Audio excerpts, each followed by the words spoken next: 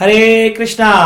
तो आज हम एक श्लोक लेने वाले हैं कि हम देखते हैं संसार में जीते जी भी मरना हो जाता है। कभी कभी लोग बोलते हैं अरे यार जी क्या रहा हूं, मैं तो मरा हुआ हूं, मेरे जीवन में बहुत सारे दुख व्याप्त हैं, इससे अच्छा भगवान मुझे उठा ले। तो जीते जी मरने की स्थिति कौन सी स्थितियां हैं शास्त्र में वर्णन की गई हैं, पुराणों में वर्णन की गई, गरुड़ पुराण आदि में, नीति शास्त्रों में इनका वर्णन किया गया है।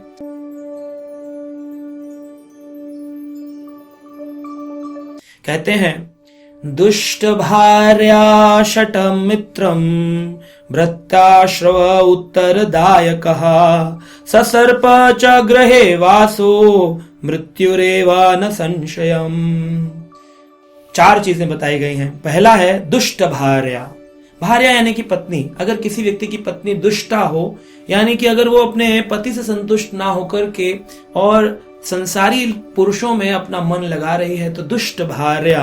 शठम मित्रम। शठम मित्र मतलब कि हिपोक्रेट, एक ऐसा व्यक्ति जो कि दोगला होता है, कहने में चेहरा कुछ और, कथनी कुछ और, करनी कुछ और, चेहरे पे तुम्हारा लेकिन पीछे से तुम्हारे क्रिटिसिज्म करता है, काटता है। ऐसे मित्र को छोड़ देना चाहिए। और भृत्यश्व उत्तरदायका।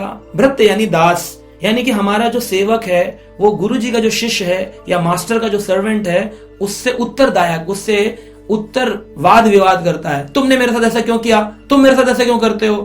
अरे सर्वेंट का मतलब है I will follow your instructions, मैं आपके नियमों का उल्लंघन नहीं करूंगा, चुपचाप उनको पालन करूंगा। लेकिन जो उत्तरदायक होते हैं, बातचीत करते हैं, भृत्य होकर, दास होकर के अपनी दास स्थिति को भूल जाते हैं, बराबरी का हक मांगते हैं। तुमने मेरे से नहीं बोला, मैं तुमसे नहीं बोलूंगा, तुमने मेरे साथ ऐसा किया, मैं तुम्हारे साथ ऐसा करूंगा। ऐसे भृत्य को त्याग देना चाहिए। ससर्प च गृहे वासो। एक ऐसे घर में रहना जहां सांप का डर बना हुआ है, कि बहुत सारे बिल हैं जहां पर लोग कहते हैं सांप रहते हैं, उसमें कभी भी मृत्यु आ सकती है। तो ऐसे चार जगहों पर जब शटम मित्र होगा, मित्र कभी घातक हो सकता है।